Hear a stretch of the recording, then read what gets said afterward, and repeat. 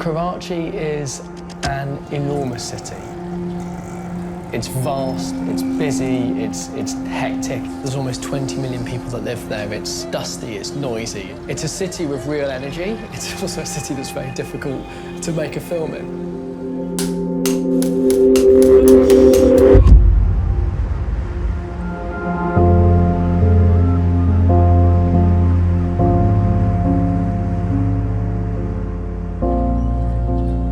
Into Dust is a film about the water crisis in Karachi, Pakistan. I guess you could see our film on two levels. On the one level, as a human story, it's about the relationship between two sisters. On the other hand, fundamentally, this is a story about water. The scarcity of water in Pakistan, but that's a sort of a lens to look at the scarcity of water around the globe, and the kind of things happening in Karachi today are the kind of things that lots of other cities could be facing in the next 10, 20, 30 years. Perween Rahman was an extraordinary woman working in a difficult part of Karachi, and she was somebody who dedicated her life to helping those less fortunate in society. Ever since she was a child, I mean, she would resist. If there was anything that was wrong, she would stand up. So, you know, as a kid, she'd stamp her foot and she'd stand up for that, you know.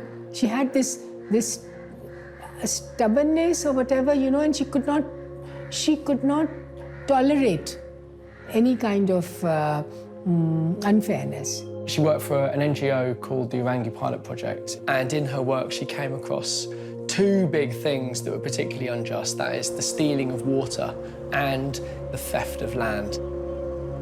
What happens is that the water is stolen through hydrants, you know, and this is then filled into tankers, and these tankers are then sold into to the industries, mainly to industries. So that results in the water shortages in the poor areas. So the poorer areas then have to buy water, which is rightfully their own. They have to buy the water. Hundreds of millions of dollars were being siphoned out of the public water system every year and going into the pockets of criminals and people higher up in the chain who were, turning a blind eye to this or overseeing it. In the poorer neighbourhoods, people are only getting water sometimes once every 20 days. And the price they're paying for it is staggering. In Karachi, people can be spending up to 50% of their wage on water. Through meticulous recording and documentation of how water was being stolen and who was stealing it, they were able to bring out a report quantifying it, that this is what is supplied, this goes into the pipes of the citizens, and this is what does not, and this goes into the tanker. This was published, this was then launched in 2009, and this led to a lot of the illegal hydrants being demolished. She documented it in an irrefutable manner, so people could not dispute that there were illegal water hydrants in police stations, there were illegal water hydrants in schools. She was trampling on very, very powerful toes by doing all this. One day after leaving her office, about 6 o'clock, a motorbike pulled up alongside of her car and fired 4 bullets into it, and Perween sadly was killed. We were all a bit shocked at how, I guess, little coverage internationally there'd been about her work and her death. Grundfos is a global company from Denmark who manufacture water pumps, which are an essential part of the water infrastructure in many homes. Grundfos is owned by a philanthropic foundation, the Grundfos Foundation, and we partnered with them for this film. Our overall goal here as a company is to do better for the world and to leave it in a better shape than how we inherited it. This will be exciting.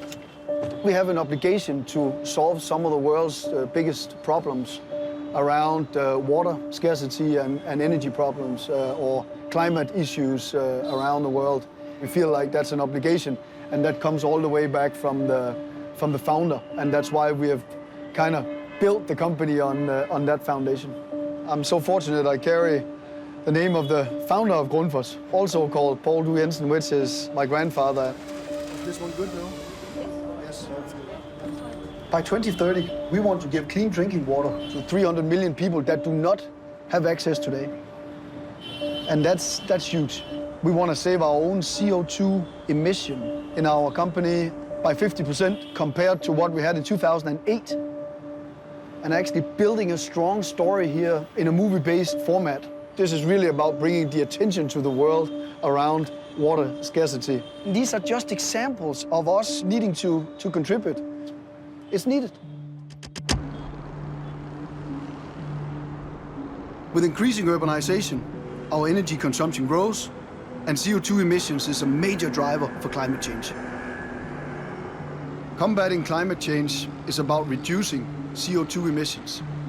Adapting to climate change is about water. I think we are already in a little bit of a crisis, particularly in the developing world. You know, population growth, increases in demand. If we sort of roll into that, the issues of climate change, then the situation is likely to get worse. Climate change is not only about too little water, areas where you have more intense droughts, but equally areas where they have more intense storms. The way in which we view water is very much based on a historical perspective. You know, it's a 19th century sort of thinking where we thought populations would remain relatively small. We thought that our resources were infinite and the environment was relatively benign. And so most of the infrastructure that we've constructed has been based on that principle. There's a very clear recognition that if you're going to implement some infrastructure from the outset, you have to engage with people, you have to get them involved in the thinking around the design, around the construction of these systems, and you have to make them, you know, in a way that they can be managed and maintained by the local communities. You know, the magic really only takes place when everyone's in the room. The Orangi pilot project was set up in 1980 in Orangi to see what an organization could do to better the lives of the people, because it was a squatter settlement, the lanes were filthy, it was poverty-stricken. My sister Perween, she was an architect and she joined OPP in 1982. There was no sewage disposal system. There was no water. The first priority was, of course, to clean up, to make the place a more healthy environment. Then it was to tell people, okay, look, you wait for the government to do this, it's not going to happen. We will teach you how to do this. And then OPP guided them on what material to buy, how to lay the trenches, how to create the trenches, how to lay the pipe, how to connect it to the manholes. And it was all possible because the system was so simple. And it was possible economically because it was inexpensive. People were taught how to do this. If someone had come and done it for them, they could not have achieved. It would not be sustainable. Because, you know, the lines that were made in 1982 still function. You know, people maintain it because they've invested in it themselves. Now, what began with one lane in 1982, now there are 7,000 lanes.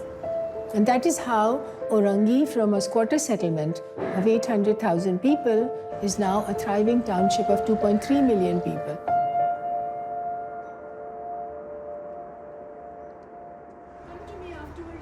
I think it's both a responsibility and a privilege when you're playing a real person.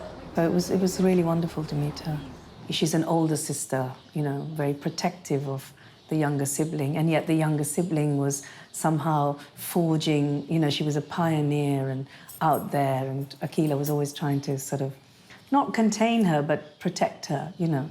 And now she's left with the legacy of that, and she feels it as a real, you know, it's a responsibility. She wants to honor it. It's very daunting, but it brings a lot of satisfaction. I can understand why she used to be happy, because it makes me happy also, you know. When we make small achievements, when we are able to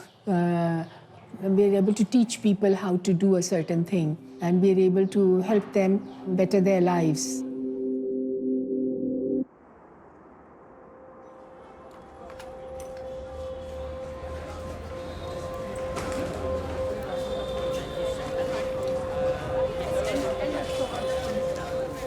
The UN has clearly stated that it's a human right to have access to not only water, but to drinking water, to clean drinking water.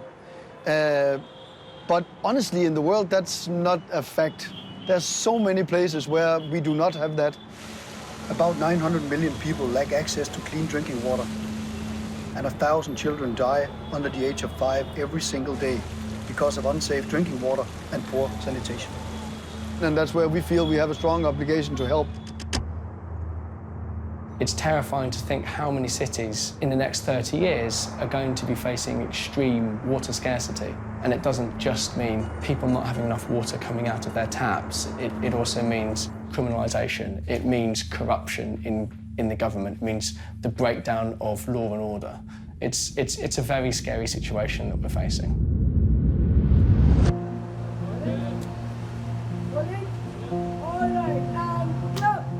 Okay, now they're going to carry the coffin through the streets, so we're going to follow that. Seeing all of the actors and the assistants and all this that are on the set, and it's done in such a natural way that I can simply not even tell the difference of who's actually real, you know, and who's in the film itself. It's so authentic. It's pretty wild. I'm actually really touched about it.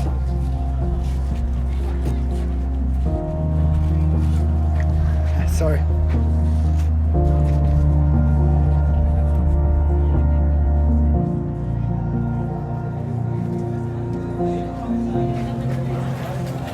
Okay, and cut! But it just seems so real.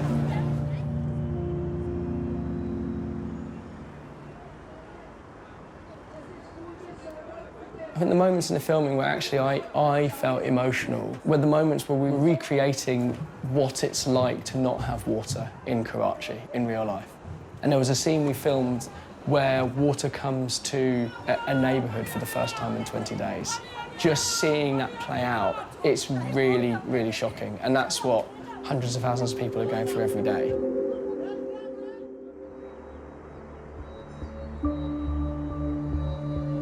You know, often I think people at the moment, including myself, you feel very overwhelmed with global problems and you can be paralyzed into inaction because you don't know what you can do.